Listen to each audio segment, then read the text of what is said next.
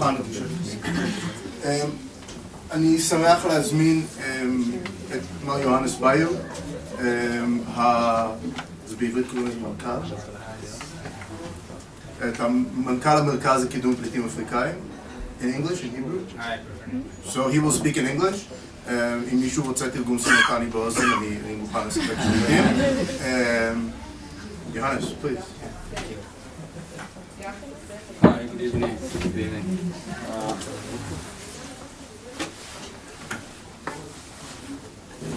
Okay. I actually it's a bit embarrassing for me. Like I lived in Israel for 15 years, yet my Hebrew is not good enough just not to deal with such crowds. So I apologize for that. Okay, my name is Yohannes. I will tell you a little bit about my story, why I'm here in the first place, and then we talk about a little bit also just what we do, what I do here in Israel. I came in Israel 15 years ago, in 1997. I'm originally from Ethiopia. I'm not a Jew, by religion I'm Christian. Actually, refugees, they don't choose where to go. That's how you see today. You don't choose, right? Just refugee, they fled their own country for different reasons, and they cannot go back, and then they just looking for some safe place for them to be protected. That's how it is. But in my case, I know you will ask me a bit later, I chose to come Israel. It's a choice for me to come here. Back then in Ethiopia, I involved in politics, like you do here in different parties, and every year, even every election year, different parties are popping up. But that's not the case in my own country, because I'm not allowed to be participated in a democratic process. I am against in different political reasons, for different political reasons, I oppose the government. Like normally as you do here, but in Ethiopia, that's not the case. If you are against the government, either you will be detained or you will be killed, and that was the case in my time. Still, that's the case in Ethiopia.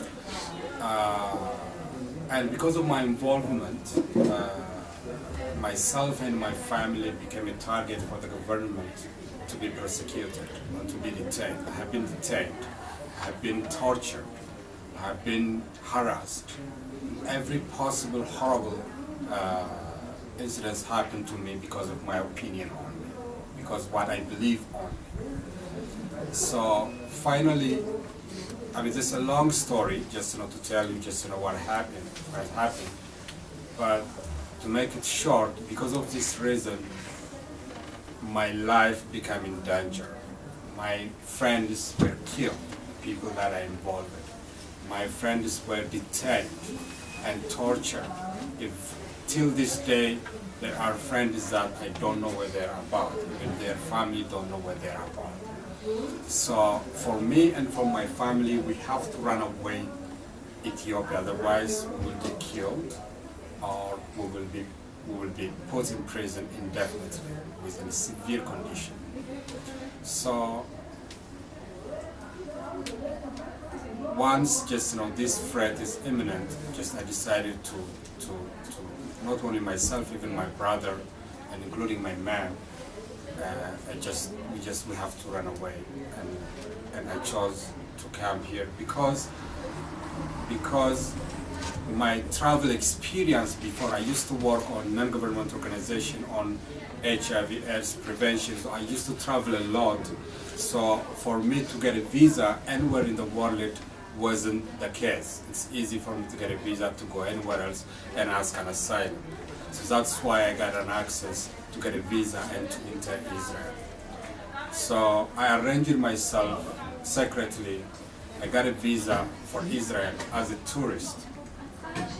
It's 3-month visa.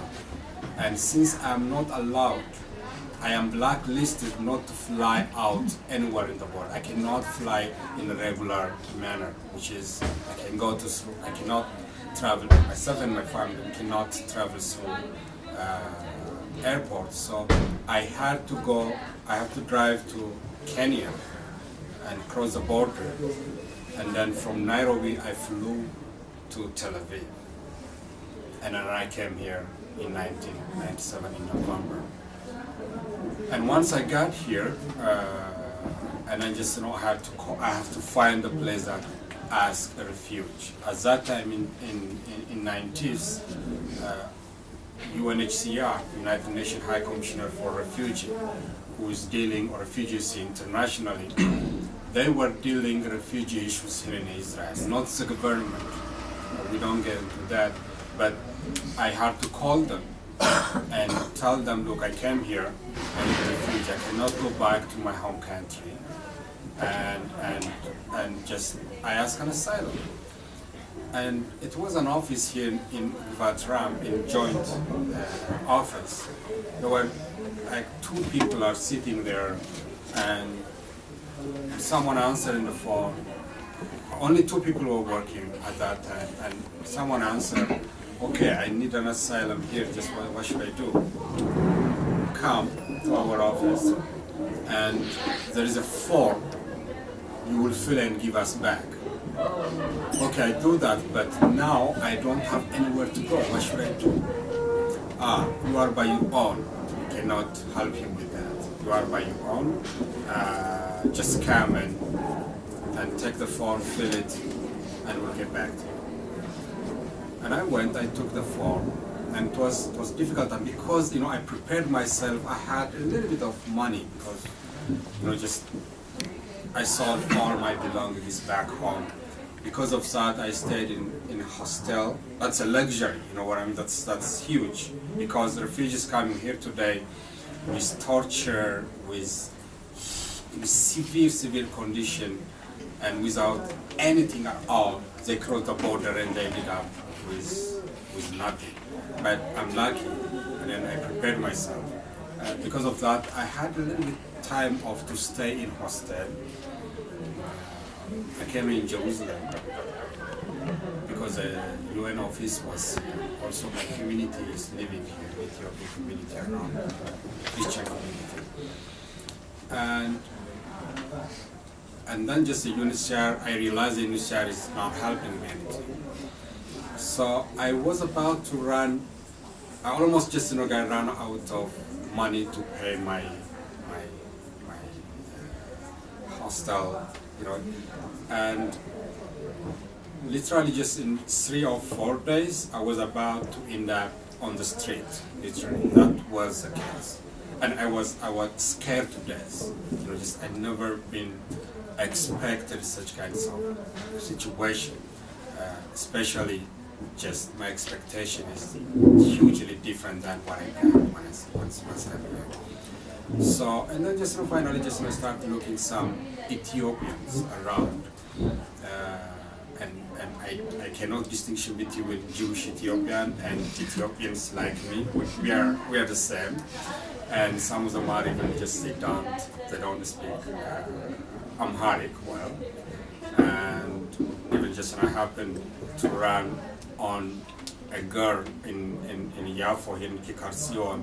She thought just I was hitting on her, and she just dismissed me. It was devastated for me. Just, gosh, I don't know what to do. You know what I mean? Even just I tried to speak in Ethiopian, and they don't want to talk to me. It was devastating. But she didn't know. Just I was looking hot. And finally, just 2 days before, my money is finishing, I found someone took me to their place, and I start life there. At that time, it wasn't difficult like today. At that time, it was easy. Especially, I am an Ethiopian. No one dared to ask me just if I am a refugee or if I have Israeli, or no one is asking. Even sometimes some Israelis get fired to hire me because they don't know just I am I don't have any status at all, because at that time it wasn't. Since 2002-3, we can work literally just, I used to work cleaning, gardening, and all that, all these kinds of work. But that was okay. At least we can survive without any problem. But that's not the case today. I'll tell you a little bit what's happening. And the UNHCR gave me a letter. It's 2-line, like this A4 size paper. It says, Johannes applied for an asylum in Israel. Just, assist him in anything. We appreciate just if you assist him. And no one knows about that. No one knows. And the police or the immigration, nobody knows about that paper. Literally just, I don't have any right in Israel at all. Even once I tried to cross like the Maxam here in, I don't know, somewhere, and I detained for about 2 hours because of that paper. What's this paper? Just, and they have to call the police to take me to somewhere and to prison. But luckily, the police didn't arrive in 2 hours. That was, and then they told me just go, because they're shifting someone. They shifted and someone came. What are you doing here? I was wearing, because it's called, someone nice guy gave me this idea. Look like I'm in Milium. I'm just and the guys, new guy said, just what are you doing here? Just he told me, just go. And then I have to walk like an hour just to get a cab. Anyway, that happened because nobody just knows about this paper. I stayed that long. It took 4 years to get an answer from the UNHCR. 4 years. At that time, your case had to be sent to Geneva. Geneva is assessing our application and then just respond to the office here, and you will get an answer, yes or no, you are a genuine refugee or not. And after 4 years, I opened my, in the post office, I opened my mail and I saw, congratulations, it says like, congratulations, you are accepted. From today on, enjoy life. And that's how it says. Enjoy life from today on, go to the government, they will provide you all this assistance. And that was one of the moments, just the happiest moment I ever had. And I got that, and then I went to UNHCR. UNHCR also told me, yeah, it's genuine, go to Musadapplim. And I went to Musadapplim with excitement, with pride, and then I presented to my paper to the clerk, and she said, and wait a minute, and she went back, and she just walked around a lot, and she came, we don't know about this, what is this? And that's how it starts. Read it, just what it says. And she said, no, we don't know about that. She go back to UNHCR. And I went back to UNHCR. And we asked UNHCR, look, this is what they told you. Just don't worry, just we'll talk to them and go to this day. And then waited, I went to that day. And then I found another clerk. She said, what is this? Go to UNHCR. It took 1 year shuttling between UNHCR and Mr. Daphne. Nothing happened. 1 year. It means 5 years. Finally, I realized nothing would happen with such, bureaucratic issue and all that. And I decided to look after people, cases like mine. There are some Ethiopians, which is each one of us are like running around with such a situation. And then I went there, asked them that we have to do something. We called a meeting with the UNHCR. We asked them, what shall we do? And okay, we will negotiate with the government and we will get back to you. And it waited almost 6 months, and then nothing happened. So we decided to do kind of demonstration. You know what I mean? we thought, actually, this is honestly, this is what I thought. If they see like Israelis or around there, you know, Givat is next to the Prime Minister office, the UNHCR is there. If they see like we demonstrating, they don't embarrass themselves for like a bunch of 16 people, 18 people, as they will give us. That was my intention. And went for like a day demonstration, that's what we said. We stayed there and we declared hunger strike.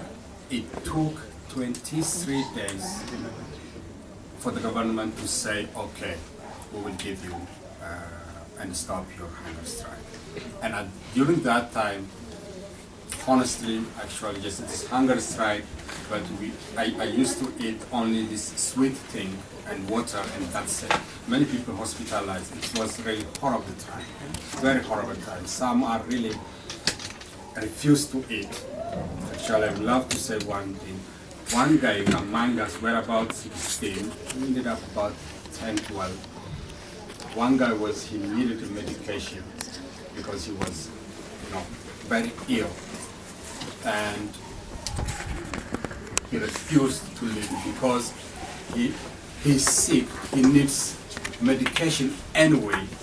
For him, it doesn't matter if he eats, if he go home, or if he does something.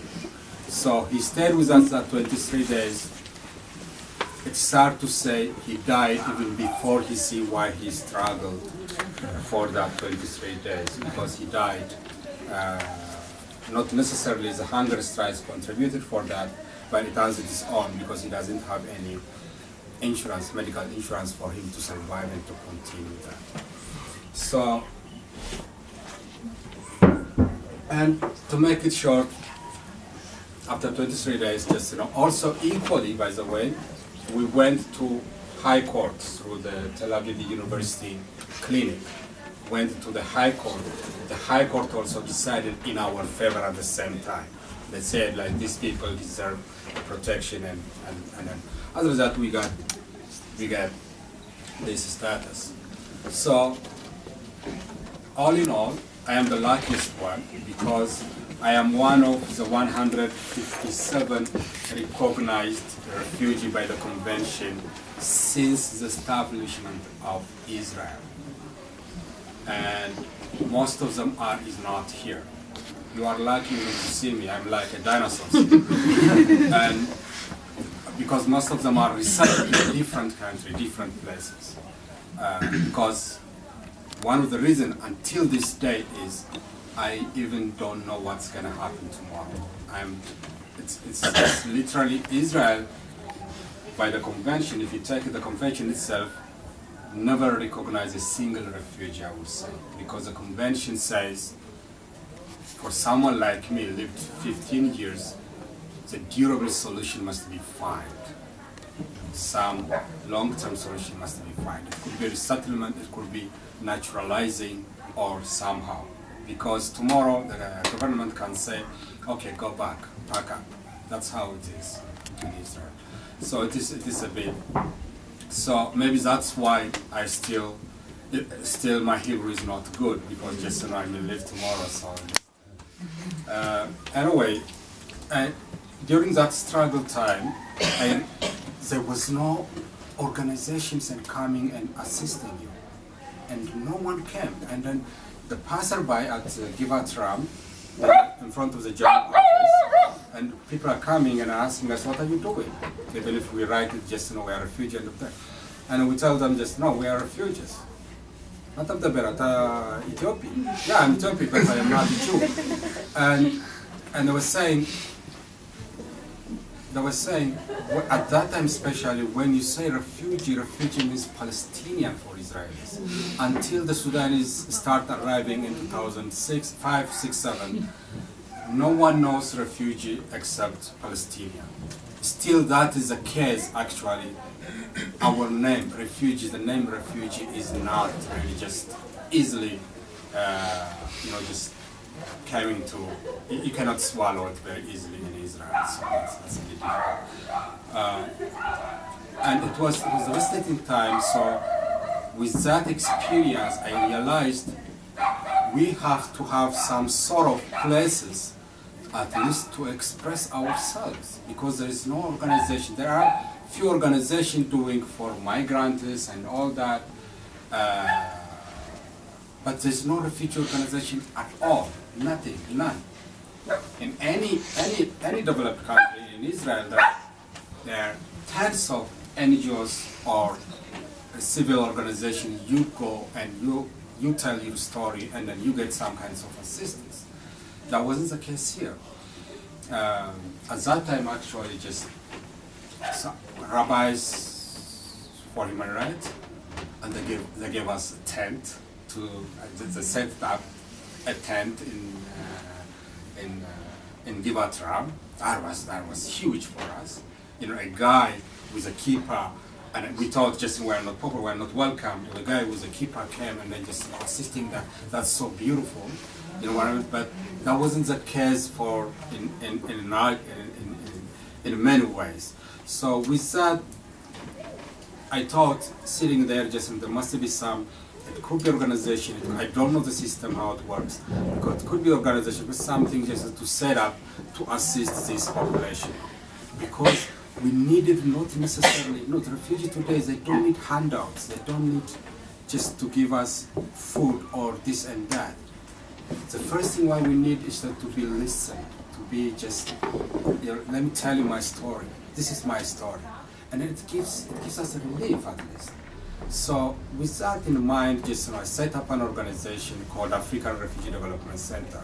Actually, this organization is the first organization solely in Israel working on refugee. There are organizations, Hotline for Migrant Workers, mainly migrant workers, but also they assisted the refugees. But ARDC is the first organization to set up to assist fully on refugee issues. So I set up this organization. We start working toward this, to advance refugees' rights in Israel, while we individually helping refugees in any way we can. The situation changed in 2007-6, when like a large number of refugees started coming to Israel as a result of Egypt's treatment towards refugees. The reason people start coming here in Israel was Egypt killed some of them in the demonstration, deported back some Eritreans and some others, and they felt it's not safe. Israel is not their first choice to come in the first place, because the other side is very, very, very cruel to them, and there is no law to protecting this population. That's why they came in Israel. And when they got here, and the treatment is not that better, I would say. I know that they feel at least safe. When they start coming in 2007, we used to tell them, because ARDC set up shelter, a massive shelter in Tel Aviv, in different places. I think, even just 2000, we had about 12 places to allocate people. Like some of them are even offices of different organizations they gave us. And then we asked them, the people, what is better? It's Egypt or prison or here? Just the places like this bomb shelter, and 300 people are sleeping in one place, no windows. And when you tell them, just what do you think? Just are you satisfied? Look, they told us, I feel safe here. No one seems to care for who I am. When I get in the bus, when I walk around, people even don't look at me. Israelis don't care. It's not nice just if you don't care, right? But that's fine. Because in Egypt, by being who you are, by being black, by being Muslim, not Arab, and all these things, you will be discriminated, you will be kicked, you will be attacked in the bus, in the street, and all that. That's happening But the bottom line is that we send them back to where their lifetime will be in danger. But here, just I'm safe in that regard. But they tell us I don't have anything to eat, because that's the case. In Egypt I can eat, but I don't live safely, I don't feel safe. But here it's the opposite exactly. But unfortunately today, people start care about this population, but not in a positive way in many ways, as you see in the media, as you see it in the street and all that. Not in positively. I mean, things are going in a very, very, very different direction today. I wouldn't say all Israelis. I would tell you what happened. I told you just we had 12 shelters in 2007, 8 in the beginning. Like Israelis came like in a mass to support us.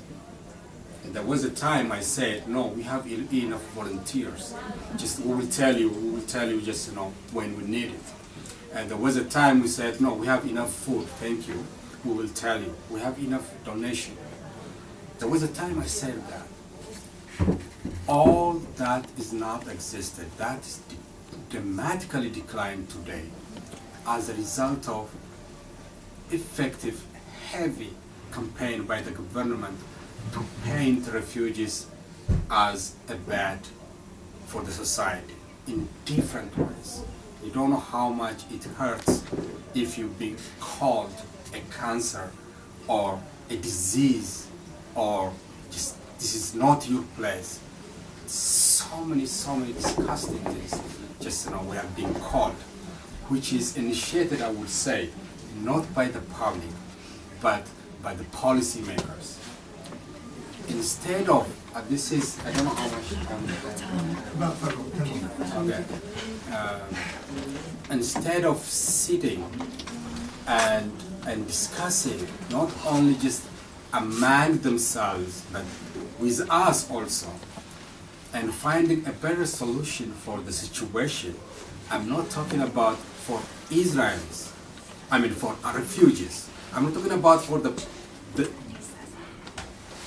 good of refugees. I am talking about the good of the state itself, for Israelis. You hear often today in South Tel Aviv just a lot of bad things about it. Who created that in the first place? The system created all this mess.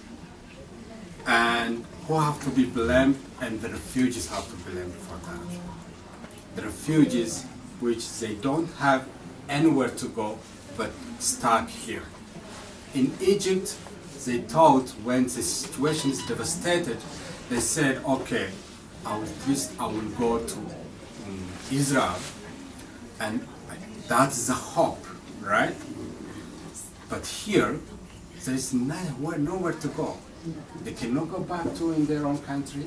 They cannot go back to Egypt, and only Mediterranean is here. Just they kind of stuck, and they lost all their hope, most of them. So they're struggling every day with their life, and that's how it is.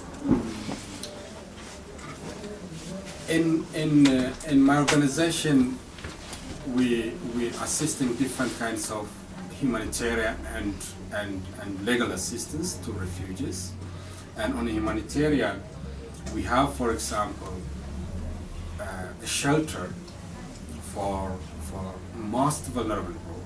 We had, I told you just 12 shelters we had in 2007, and then just we have to go down. Okay, now just no men, only women, and then after a year, not women, and we have to give to vulnerable group. Okay, with children, with mother, and all that. And then after a year, we came up to the most vulnerable group. Now we are dealing with severely vulnerable group, because once the people get in Israel, they cross the border. That was the case until recently. Since the past months, the situation are changed. Perhaps just We'll touch that a bit later. But when they enter to Israel, they give up themselves to patrol, to IDF there. IDF transferring to prison. In prison, they stay there in 3 months, weeks, and all that depends, and then they release them.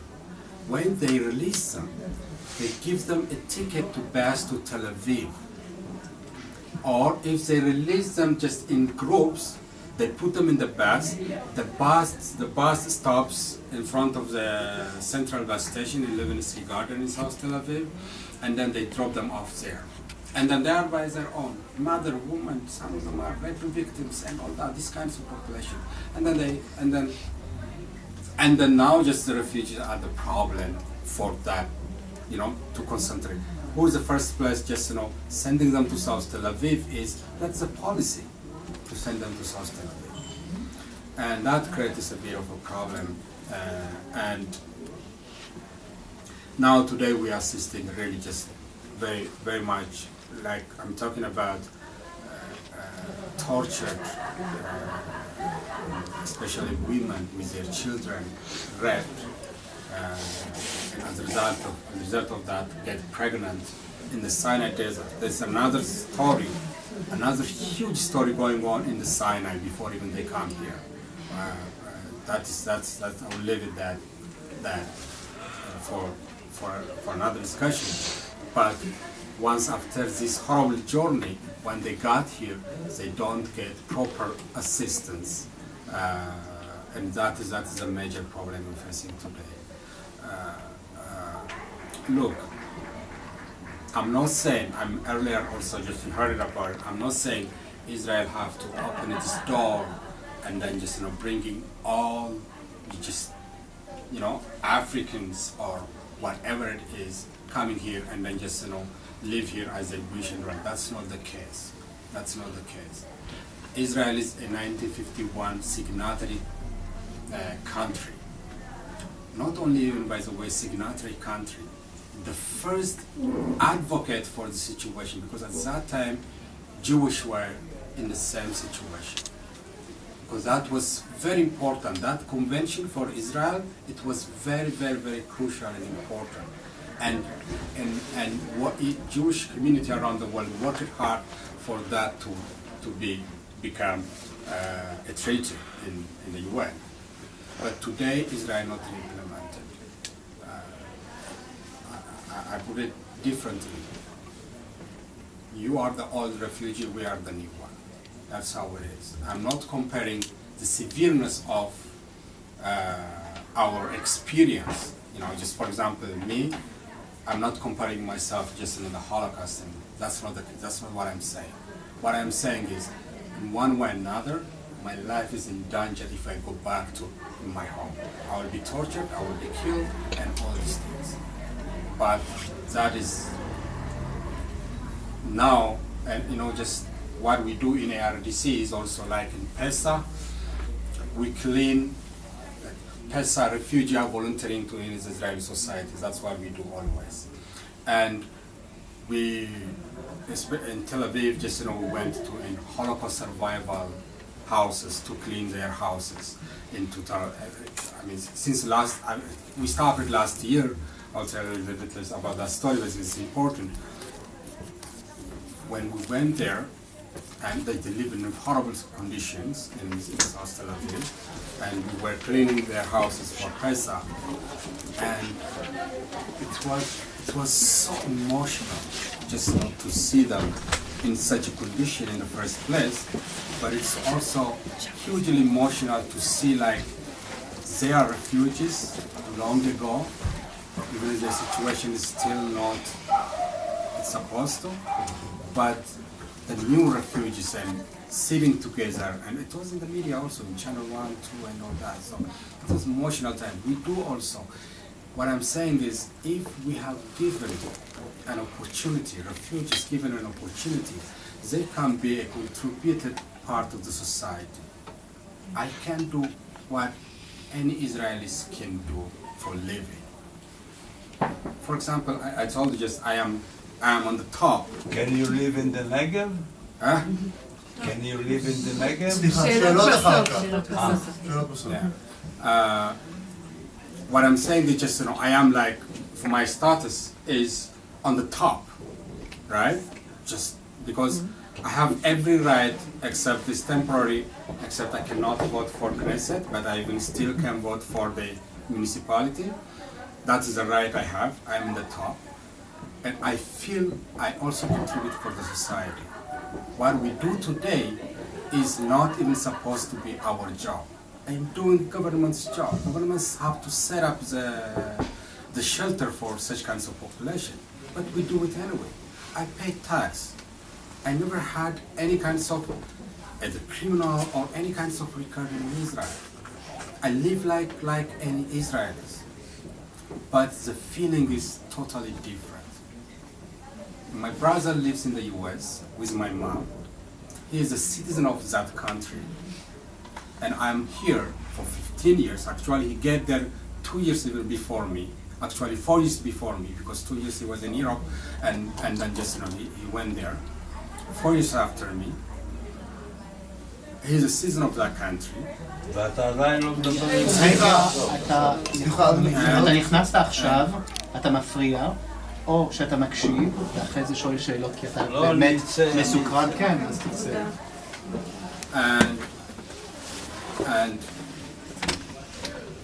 he enjoys like life any other citizen, feeling like part of the society. If this welcomeness, if the system is working well, instead of like just getting in a very bad direction because of and for example, this what you're hearing is not as a result of this person. He was informed differently. Many people are informed differently. That's why we have to get rid of it. I think there will be a lot of stories just to talk about and what I do and all that. You can ask me at any given time, and it's not a problem. But I think I will stop here for the next discussion. So we'll open the floor for a few questions.